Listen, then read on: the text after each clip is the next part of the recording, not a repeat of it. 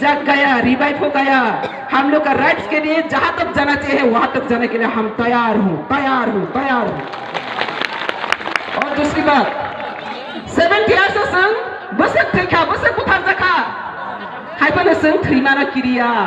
आसाय फेके वाइसा थैनाय फियाबा बख्रक बोनै थैया चबा खायै थैनाय दफानि बागै थिनां कलाङै थांनाय आबो सिसिनिटिनि मेसेज सिगां से एग्जांपल तिनि सानानि मोसौ तानि खांखै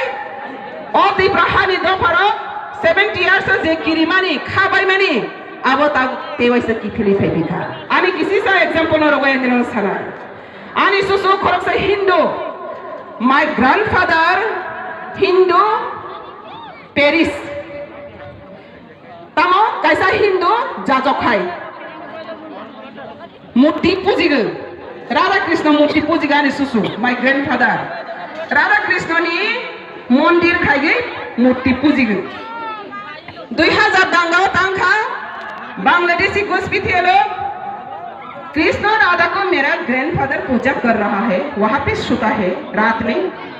और माय ग्रैंडफादर पूजा कर रहा था कृष्ण को,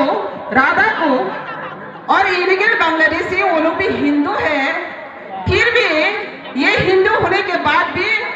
राधा कृष्ण का सामने मेरा ग्रैंडफादर को दाव से काट दिया, मर्डर किया। तिनी आंगन बखाकरा केंद्र सागर